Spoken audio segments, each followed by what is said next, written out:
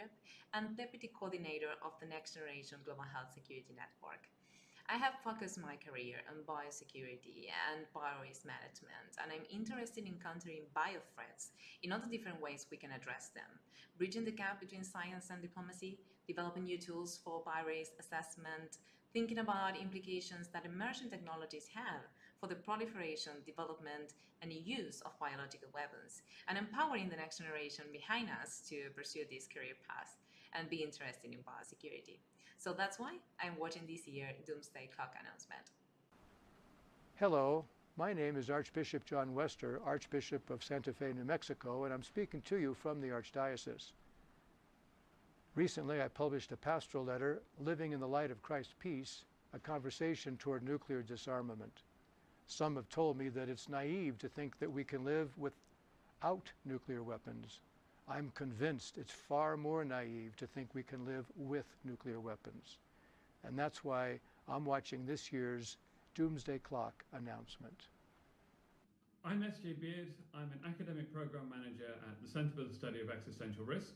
I work on developing new methodologies for studying extreme and unprecedented future events that threaten human extinction and civilization collapse. And I'm really interested to see how the bulletin weighs up the risks from nuclear war, climate change, and disruptive technologies. Hi, I'm Lalita Sundaram. I'm a Senior Research Associate at the Center for the Study of Existential Risk. I work on biological hazards, both natural and man-made. I'm particularly interested to see how the Doomsday Clock's announcement reflects the past few years of the pandemic we've been living through. I'm Hayden Belfield. I also work at CSER at the University of Cambridge, mostly on the risks from artificial intelligence, and I'm particularly interested in what they say about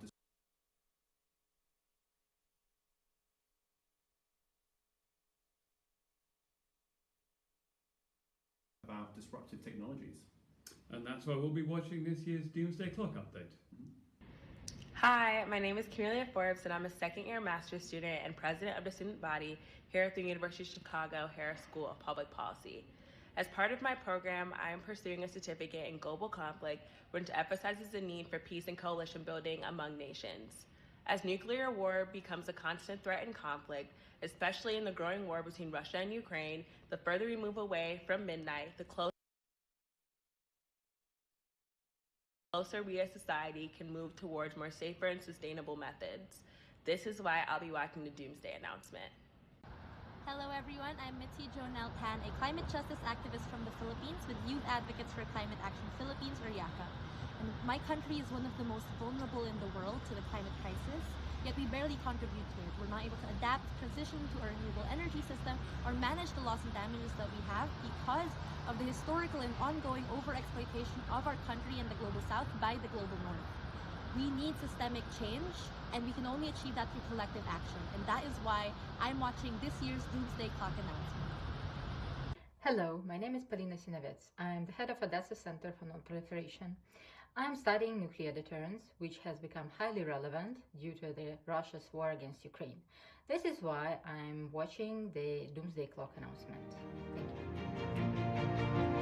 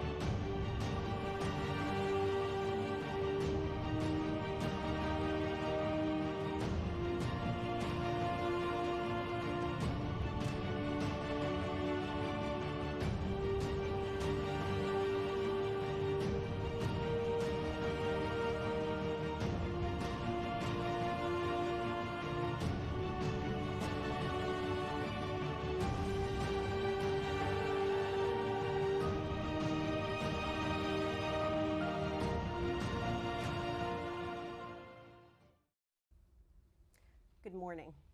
I'm Rachel Bronson, President and CEO of the Bulletin of the Atomic Scientists. I'm pleased to welcome you to today's virtual press conference hosted at the National Press Club in Washington, D.C. I'd like to start by thanking President Mary Robinson and President Elbagdorsh Chakia of the Elders for joining us today. I would like to thank the Harris School of Public Policy at the University of Chicago for its ongoing partnership and for serving as the Bulletin's home institution. I would also like to thank our many supporters, foundations, corporations, and individuals from around the world who make opportunities like today possible. My colleagues and I join you this morning to update you on the 2023 time of the Doomsday Clock. The Science and Security Board of the Bulletin of the Atomic Scientists sets the Doomsday Clock each year to answer two important questions. Is humanity safer or at greater risk this year compared to last year?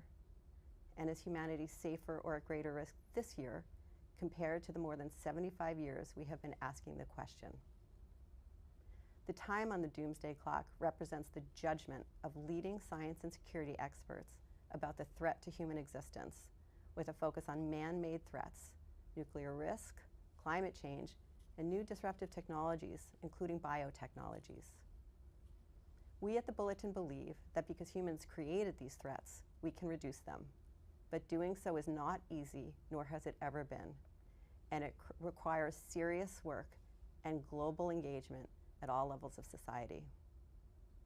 The Doomsday Clock was created in 1947 and has become one of the most powerful and most recognized graphic representations.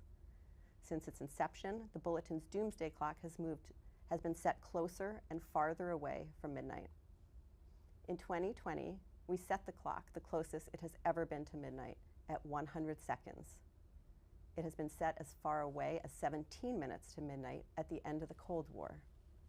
The reasoning for why we set the time where we do can be found in our annual statement that accompanies our announcement and is available on our website.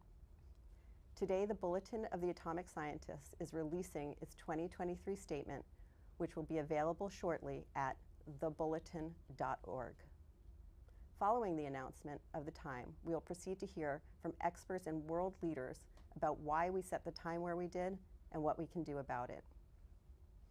In 2020, when we first set the clock at 100 seconds to midnight, I stood before you and noted that the world had entered the realm of a 2-minute warning, a period when danger is high and the margin for error is low. I noted then that the moving of the clock closer to midnight moves us into a period that requires newfound vigilance and focus from leaders and citizens alike. The move from minutes to seconds emphasizes our proximity to midnight. When the Science and Security Board kept the clock at 100 seconds to midnight in January 2022, we called out Ukraine as a potential flashpoint in an increasingly tense international security environment. We noted that without swift and focused action, truly catastrophic events were more likely. And then when the clock stands at 100 seconds to midnight, the moment is both perilous and unsustainable. In February 2022, weeks after our announcement, our fears were borne out when Russia invaded Ukraine. In March of 2022, the Bulletin issued a statement that condemned the illegal and dangerous invasion of Ukraine by Russia and called on all countries to denounce Russia's actions and President Putin's outrageous threats of nuclear use. Russia's thinly veiled threats to use nuclear weapons remind the world that escalation of the conflict by accident, intention, or miscalculation is a terrible risk. The possibilities that the conflict could spin out of anyone's control remains high.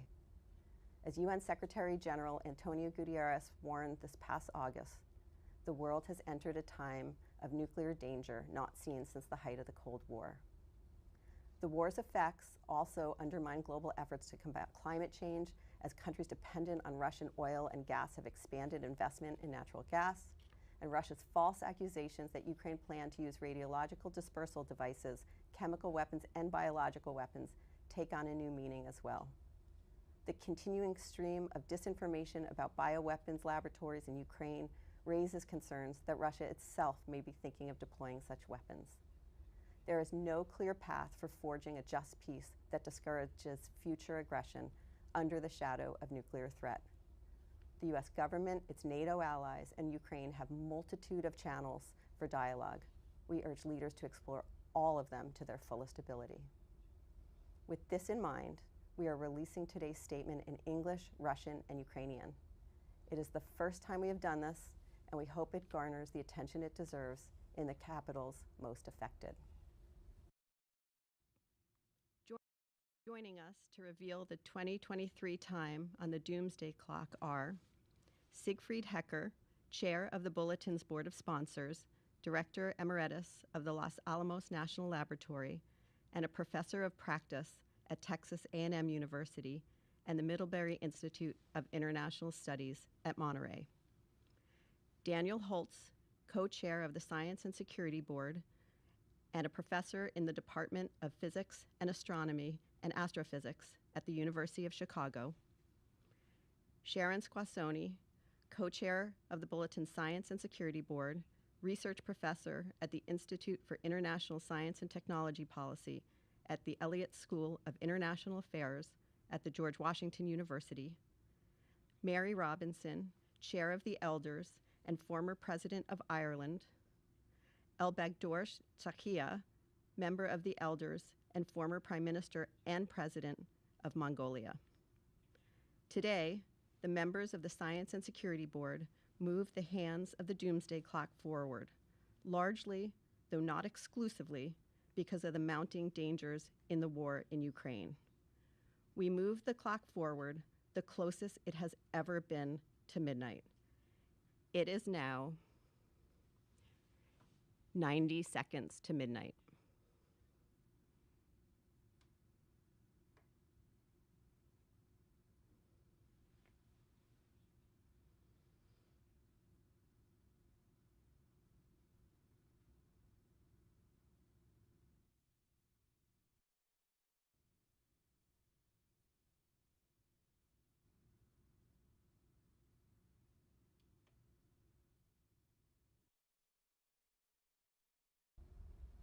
Let me now turn the discussion to members of the Science and Security Board to elaborate on the statement in the current time.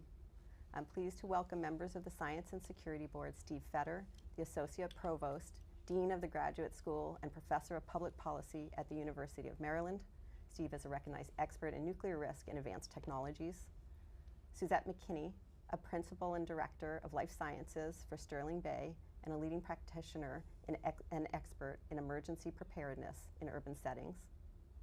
Shivan Kartha, a senior scientist at the Stockholm Environmental Institute, whose research and publications for the past 25 years have focused on technological options and policy strategies for addressing climate change. We will then turn to members of the Elders, Mary Robinson and Elbegdor Tsakia, to discuss how global leaders must respond to today's dangerous environment. Steve? Nuclear risks increased significantly last year, due largely to Russia's unprovoked invasion of Ukraine. Putin has repeatedly raised the specter of nuclear use. In launching the invasion, he warned that whoever tries to hinder us should know that Russia's response will be immediate and will lead to consequences you have never faced in your history. A few days later, he ordered Russia's nuclear forces to special combat duty. In announcing the annexation of Ukrainian territories in September, Putin declared that he would defend them with all weapon systems available to us. This is not a bluff. And in case anyone missed the reference to nuclear weapons, he mentioned that Hiroshima and Nagasaki had set a precedent. These nuclear threats were intended to deter direct involvement by the United States and NATO. And the US and NATO have avoided direct conflict. But as careful as the US and NATO might be, the possibility of nuclear use cannot be discounted. Accidents, mistakes, and miscalculations could lead to unintended escalation. And Putin might deliberately escalate if faced with the prospect of defeat, if Russian forces were being pushed out of Ukrainian territory. Putin has given no indication that he's willing to accept defeat. Despite repeated military setbacks, Russia has pressed on with increasingly desperate tactics and aggressive tactics, including reckless attacks on nuclear power facilities and indiscriminate assaults on civilians and infrastructure. Although a nuclear attack would serve no military purpose and would make Russia a pariah, an international pariah, and turn Russia and India against Russia, he might make desperate moves if no other options are available that he regards as acceptable. But even if nuclear use is avoided in Ukraine, the war has challenged the nuclear order, the system of agreements and understandings that have been constructed over 6 decades to limit the dangers of nuclear weapons. Russia refuses even to discuss a resumption of inspections under the New START Treaty. And that treaty, which is the only remaining agreement that limits U.S. and Russian nuclear weapons, will expire in 2026. It will take years to negotiate a successor treaty, but it's difficult to imagine making progress in the current political environment. Russia violated the Budapest Memorandum, under which Ukraine relinquished nuclear weapons in exchange for guarantees that Russia would respect its sovereignty and territorial integrity and refrain from the threat or use of force. If Russia prevails in Ukraine, other non-nuclear countries may conclude that they can't be defended from attack against nuclear-armed adversaries, and that could undermine the non-proliferation regime and fuel a new round of proliferation. The impact of disruptive technologies is on full display in the war in Ukraine, from high-tech US weapons to simple but destructive Iranian drones. The expansion of commercial imaging satellites has provided Ukraine with valuable information on Russian troop movements. Russia has increased its control of the press in efforts to spread disinformation, but virtual private networks and Starlink satellites have kept some Russians and Ukrainians connected to the uncensored internet. Although Starlink successfully resisted repeated Russian cyber attacks, this prompted threats by Russia to destroy the satellites, a threat made credible by tests of anti-satellite weapons by Russia. Looking beyond Russia, we see other reasons for concern. Efforts to resurrect the Joint Comprehensive Plan of Action are stalled, and Iran continues to increase enrichment levels in its stockpiles of enriched uranium. Efforts to constrain the North Korean nuclear threat are moribund. North Korea fired more missiles last year than in any previous year, including a next-generation ICBM and a flight test over Japan. And many are anticipating a resumption of nuclear testing. The Chinese nuclear arsenal is rapidly expanding, with more than 300 missile silos under construction. Some believe that China is developing a force comparable to that of the United States and Russia, perhaps to deter the U.S. from aiding in the defense of Taiwan. The United States, Russia, and China are all developing large-scale programs to modernize their nuclear forces and are developing hypersonic weapons, setting the stage for a three-way arms race. And India and Pakistan continue to expand and modernize their nuclear arsenals. Thus, from almost every perspective, the risk of nuclear catastrophe is higher today than last year. Thank you, Steve. Suzette? Good morning. I'm honored to be with you today to speak with you about the state of biological threats as seen by our expert members and the considerations with respect to biological threats that contributed to the movement of the Doomsday Clock to 90 seconds to midnight. We should all continue to be aware that the threat that biological agents pose to American society as well as the international community. The existing biological threats landscape makes clear that the international community needs to improve its ability to prevent disease outbreaks, to detect them quickly when they occur, and to respond effectively to limit their scope. Nearly 3 years after the onset of the COVID-19 pandemic, the world continues to experience the fallout from this disease with no clear end in sight, despite hundreds of millions of dollars that have been spent globally to combat the devastating effects of this disease.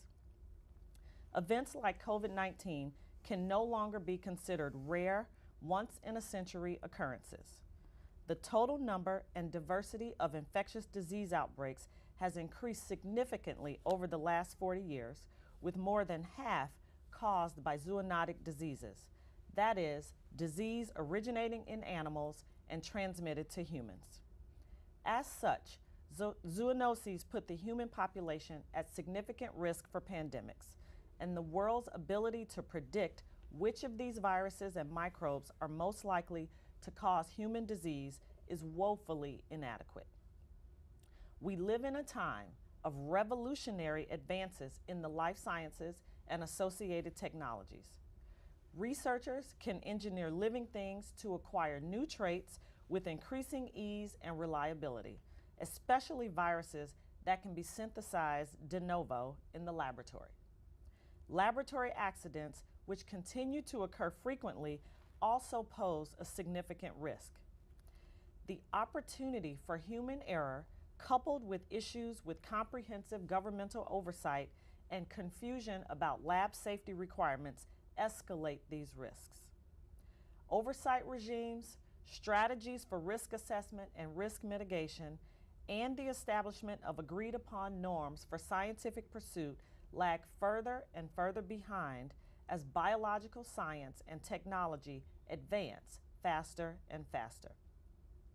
On the international front, Russia, North Korea, and Iran all continue to maintain biological weapons programs or the ability to research and develop biological weapons for offensive use.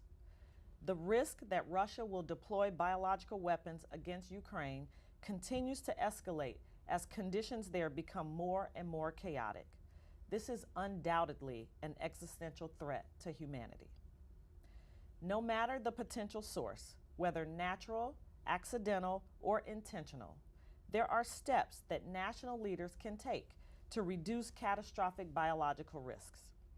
Every country must make greater investments in public health. Every country should eliminate biological weapons and dismantle programs producing them. And all countries can vastly improve the world's ability to identify outbreaks before they become epidemics and pandemics if they invest in disease surveillance systems, share data, analytics, and intelligence on biological events, and develop the ability to identify and attribute biological events quickly. Disease knows no boundaries. Debilitating illness, widespread death, and disease-induced disaster can be avoided if countries around the world cooperate on global health emergency strategies and make investments in science, technology, research, and development in the biosecurity sector. Thank you. Shivan?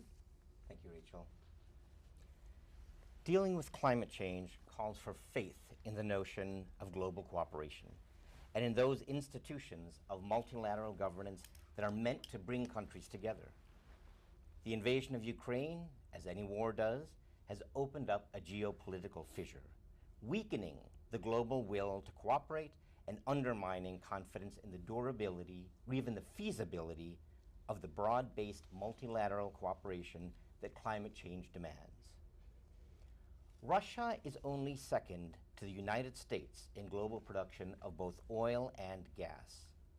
Consequently, the invasion of Ukraine has sparked a rush to establish independence from Russian energy supplies, particularly in the European Union.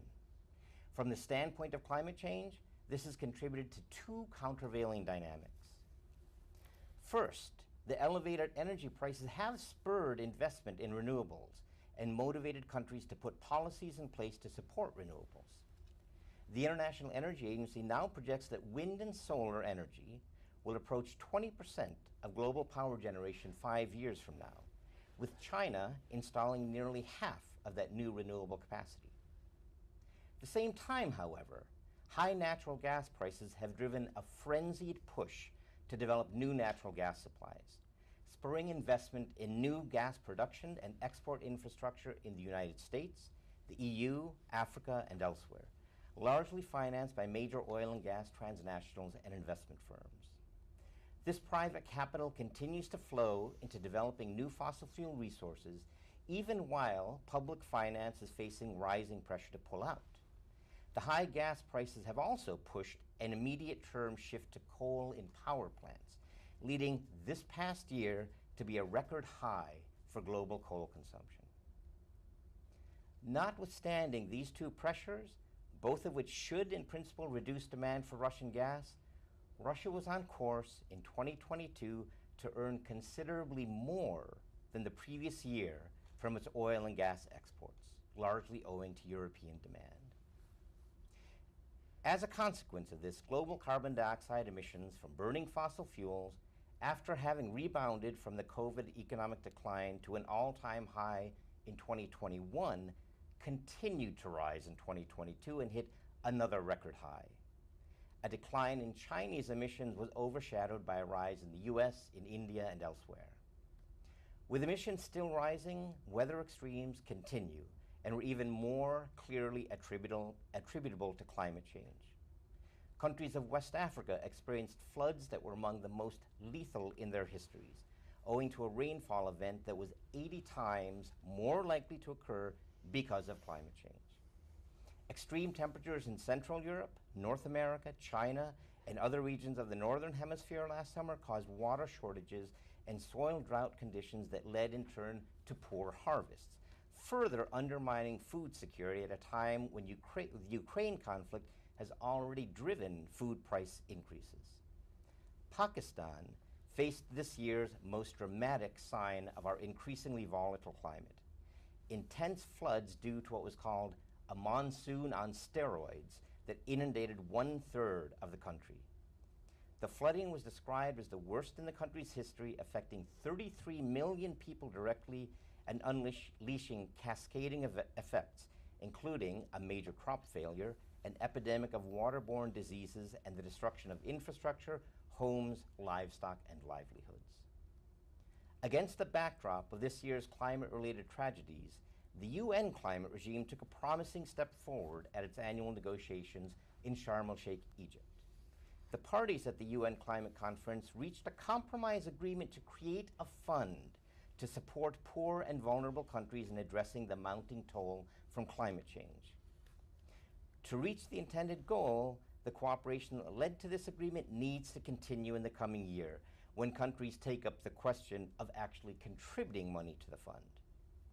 Countries were unable, however, to adopt a formal decision to agree to phase out fossil fuels. And even more disappointingly, they did essentially nothing to assure that previous commitments to reach net zero greenhouse gas emissions would actually be fulfilled. Thank you. President Robinson, how do we respond? Well, thank you, Rachel, and thank you to the eminent speakers who have preceded me. It is a privilege to be back in Washington for this year's unveiling of the Doomsday Clock. And I'm very glad to be joined by President Elbegdorch. He's the newest member of the Elders and our first Asian former head of state. And he brings a valuable perspective on geopolitics, on promoting nuclear disarmament, which his country has done, and tackling climate change in global multilateral fora. And we'll hear from him shortly on the issues of the nuclear threat and the war in Ukraine. The challenges outlined by today's announcement by the Bulletin of the Atomic Scientists could not be more global in nature. No one country can tackle them on their own, no matter how large their population, how strong their economy, or how feared their military. 3 years ago, in January 2020, like you, Rachel, I stood here when the hands of the clock were moved to 100 seconds to midnight. I said at that time, we are faced by a gathering storm of extinction-level consequences, and time is running out. Little did I know then that the gathering storm of threats would also include the devastating COVID-19 pandemic, the consequences of which we're still facing today, and the illegal invasion of a sovereign state by a nuclear-armed permanent member of the UN Security Council. This, together with the acceleration of the climate crisis, explains why the clock has now been moved even closer to midnight. The threats are even more acute and the failures of leadership even more damning. We live today in a world of interlocking crises, each illustrating the unwillingness of leaders to act in the true long-term interests of their people. The climate crisis, nuclear proliferation, and pandemics all demand a crisis mindset from leaders. We need urgent multilateral action and bold ethical leadership. Frankly, we're not seeing it. If one person could be said to embody bold ethical leadership, then for me it would be our founder, Nelson Mandela. He discerned these threats and the need for a collective response when in 2007 he founded the Elders, the group of independent former world leaders of which I have the honour to be chair. We need leaders like Mandela again today. The existential threats we face need his sense of urgency and need his spirit of humanity. As Elders, we dedicate our time to seeking solutions and solidarity on the climate crisis, on pandemics, and on nuclear weapons. We call for a renewed focus on what world leaders must do to address these global challenges. None will be overcome by the hollow promises of populism or naively utopian demands. They require hard, practical choices and a long-term commitment of resources and political capital, alongside some immediate steps decision makers can take in the months ahead. Well, there have been some recent signs of progress, and there was mention of loss and damage, an agreement at the COP, but a lack of other agreements. Lasting change will only come when states actually deliver upon and implement their commitments. The United States and other G7 countries need to be held to their pledge to end all inefficient fossil fuel subsidies by 2025 and lead the world in accelerating the transition to net zero. At the same time, the international finance institutions, including the World Bank and the International Monetary Fund, need to be re-engineered to help raise the trillions of dollars needed to support vulnerable countries and tackle the climate crisis, as proposed under the Bridgetown Initiative by Barbados's Prime Minister Mia Mottley. Equity and solidarity must also be the hallmarks of the world's continuing response to COVID-19 and efforts to prevent and prepare for future pandemics. Strong political leadership is required from heads of state and governments to implement the recommendations of recent independent panels into COVID-19. This should include supporting and strengthening the World Health Organization and a concerted push for a new pandemic treaty to address systemic barriers to equitable access to vaccines, diagnostics, and therapeutics, underpinned by significant financial investment. This is a daunting global agenda that demands urgent action in the hands of if the hands of the Doomsday Clock are not to tick down remorselessly to midnight itself. World leaders must seize the initiative and must deliver for their people. And whilst these challenges may seem insurmountable, we have no choice but to act. As Nelson Mandela himself said, it always seems impossible until it is done. Thank you. Thank you. President Al-Baghdorsh. Thank you, President Robinson, Rachel, and other speakers. I came from Mongolia, and I'm wholeheartedly honored to be here to participate in this profoundly important event today. You know, I remember my childhood. I lived in Mongolia in a remote herdsman village. During that time, almost half centuries ago, we were the 10 and 12 years old boys and girls shouting that no war, no nuclear weapons, and we want to live. That was almost 50 years ago. But now I'm really honored to say to the village of humanity, you know, there are existential threats. We are really closer moved to the doomsday. And when I see that village to humanity, now I'm honored to say from this stage today.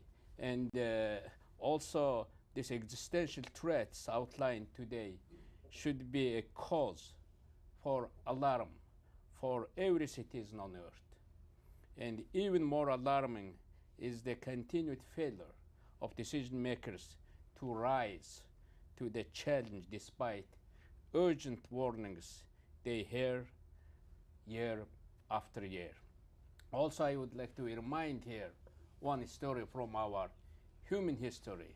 You know, there's a city called Pompeii in modern Italy, and people lived there 2,000 years ago, and there was Mount Vesuvius actually erupting. And that actually continued for 18 hours, and people kind of used to that. But after that, that 6 meter, 20 feet high, melted lava came to the town and buried it. Now I see that we see more Mount Vesuvius near to our human villages. Mount Vesuvius is related with the wars, with the nuclear weapons, nuclear threats, and that pathogenic threats, and pandemics, also with the climate crisis. There are one more mountain is rising. It's like more related with the disruptive technologies. And people and scientists are warning us. And we have to wake up now for the call of these people. And I think science is not nationalistic. Science is universal. And they are calling us. And we all know that Doomsday Clock, when it was far in 1991, 17 minutes to the midnight. If you see the 17 minutes in terms of the seconds, it's 1,020 minutes. Now that actually moved to the 90 minutes. Since, 17 minutes, it's almost, 17 minutes is almost 10 times closer to the midnight. And I think this is why the urgency of the interconnected and existential threats we face, it requires a crisis mindset from our leaders. And around the world, all we mentioned, I don't want to repeat those threats. And I think these are now, we cannot continue now business as usual. We need to wake up. Thank you. Thank you so much. We have some questions coming in from the press, and this one is from Ivan Pilchikov at TASS Agency, Russian media, and I'm going to turn it first to Steve and then to President Al-Baghdorsh. The first question is, the U.S. and its allies are currently discussing sending Western tanks, additional long-range weapons, and Western fighter jets to Ukraine. How, in your opinion, this is for Steve, how, in your opinion, does it affect the prospects for resuming of the U.S.-Russian strategic dialogue on arms control, and does it increase the risk of nuclear conflict? Before you answer, I'm going to then turn it over to President Al-Baghdorsh, who has engaged directly with President Putin when he was serving as president in Mongolia, sitting between some pretty powerful neighbors. So first, Steve, if you could take that first question, and then I'll pass it over to President Al-Baghdorsh for some thoughts. The U.S. and Russia have a strong shared interest in avoiding nuclear war and in minimizing nuclear risks, and we should be able to pursue this shared interest despite the war in Ukraine, just as we did during the darkest days of the Cold War. U.S. military assistance to Ukraine may complicate those efforts, but as I alluded in my remarks, I think is essential for the long-term risks of nuclear war, nuclear proliferation, that Ukraine is able to resist the invasion and repel Russian forces. And so we should do everything we can to support Ukraine in that. President Al-Baghdorsh? I think President Putin attacked Ukraine not because of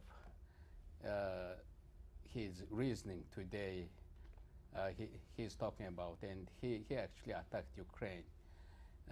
My understanding is if free Ukraine succeeds, it might be bad for Russians and because of that, I think he attacked Ukraine. And from the first day, when there was started full invasion of Ukraine, Ukrainian leadership asked for more weapons. I think Ukraine has every right to exist, every right to defend, and that fiery front line in Ukrainian war, not only that front line runs between Russia and Ukraine, I think it runs between autocratic world, between free world.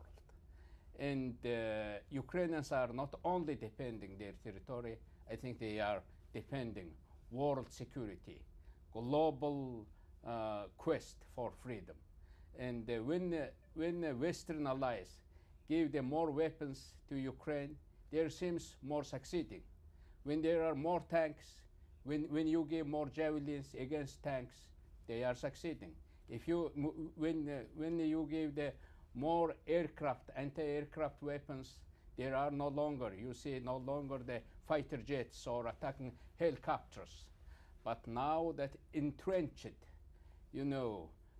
aggressor, in order to fight with them, I think they need more tanks. And from the start of the Ukrainian war in Ukraine, now there are triple number, 333 days, exactly today. 333 days, they are defending their country and defending world security and freedom. I think they need more tanks. That fatally wounded Ukraine has no time to wait. When there is rape happening, when there is healings happening, when there is coming to their country more destruction, they have no time to wait. I think they need more support, more weapons, more tanks. Thank you. The second question is from Seth Borenstein that I'm going to take the answer to, and then I'm going to pass it over to President Robinson. The second question from Seth Borenstein at the Associated Press. You've been saying for decades we are mere minutes from doomsday, yet here we are, still going. What is different this time, and what should the public believe is different?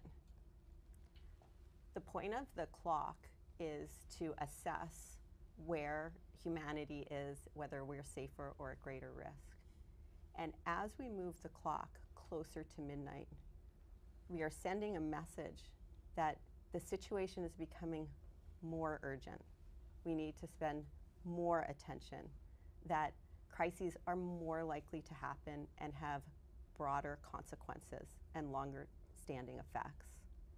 So with that, when we move it away from midnight, the public can believe that their engagement and their power in influencing their leaders is having an effect. And we're in a situation now where leaders aren't doing what they need to, and we need the public desperately to make sure they focus on these key issues about advancing technologies, not only the benefits, which we'll turn to in a moment, but the risks as well. And so what we're conveying with this clock move is things are not going in the right direction.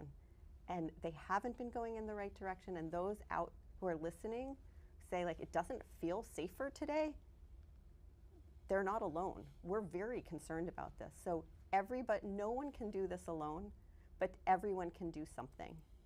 And with that, we hope that the moving of the clock, as we assess where the threats are, is a motivator that we all need to pay attention to these key issues. So with that, I'd like to turn it to President Robinson about what world leaders can do and whether you see this moment as more urgent as we do when we set the clock. Very much so, Rachel. The Bulletin of Atomic Sciences has done its job. It's provided us with the evidence-based reason why we are now 90 seconds from midnight, the closest the Doomsday Clock has ever been to midnight. Wake up, leaders. And that's the call. And that's why the elders are urging a crisis mind to deal with the multiple crises, the nuclear crisis, the climate and biodiversity crisis, the pandemic crisis. And we actually know what to do in each of those. And these are global solutions that are needed. We need longer-term vision on the part of leaders. We need to, to find a way to really understand that we're talking about humanity.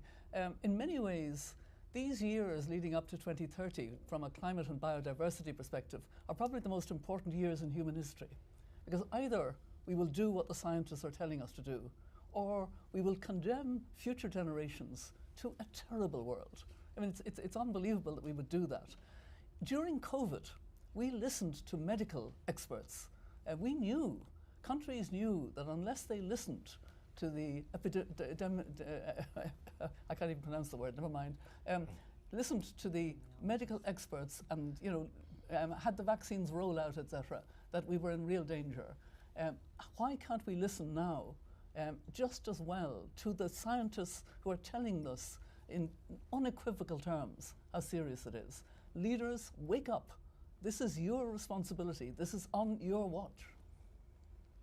Thank you. I'm going to turn the last question to Suzette and Shivan. And this comes in. This is the closest we've ever been to midnight.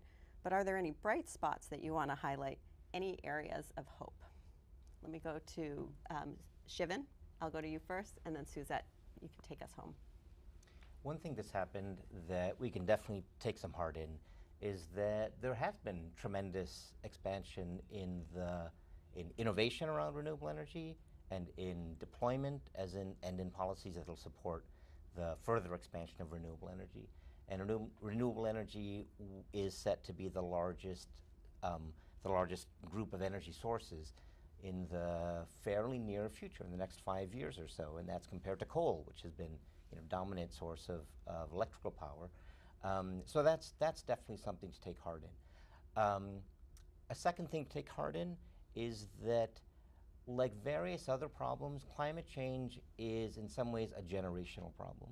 There's a generation that's growing up now, a generation that will be our leaders in the future, that is fired up about climate change, so to speak. They're very concerned about it. They're concerned about it as a personal issue.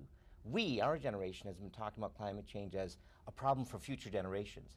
This is the future generation that is coming up now and that will see the potential very dire impacts. And so their motivation and their energy and their seriousness about climate change in a way that the former generation hasn't been, as President Robertson was saying, that's something to definitely put some serious hope in.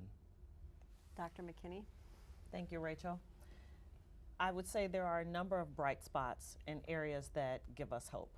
First and foremost, investment in the life sciences and the will among leading researchers to identify advancements in technology, advancements in the life sciences continues to grow. The COVID-19 pandemic really heightened the need to increase research in these areas and to continue to search for the quest to solve for these very complex public health and medical problems. I also believe that healthcare practitioners are more emboldened to work together and to work alongside policymakers to ensure that we are moving quickly toward the advancement of surveillance systems and other processes that can help us identify these threats much more quickly and respond to them much more appropriately. I do believe that while there continues to be a void in the international community with regards to how quickly these advancements are being made, there is will there to move the needle, if you will, on advancements. And I think that our leaders need to not become complacent, but continue to recognize and understand the devastating effects of biological threats and the continued need for advancements in research and all areas of the life sciences so that we can begin to improve upon these situations so that we will curb and begin to slow down the negative impacts of biological threats. Thank you. As we come to the end, I want to thank you and thank our panelists and experts and world leaders for joining us for this year's announcement. We've heard some bright spots, ones that we always look for at the Bulletin, because science, the advancement of science, brings such huge potentials. But if we don't figure out how to manage the risks associated with them, it's the risks that will lead us rather than the benefits. And right now, as we heard from President Robinson, Chairman of the Elders, the time is urgent. We really do need creative and bold leadership, ethical, moral, political leadership. We need the scientists around the world to keep working with us and pointing out where the opportunities and threats are. And we need all of you to do what you can at the local level to help make sure that you're doing your part and that your leaders are hearing from you that time is of the essence. So with the Doomsday Clock now, thoughtfully and intentionally, at 90 seconds to midnight, there really is no time to waste. Thank you for joining us for this year's announcement. We are adjourned.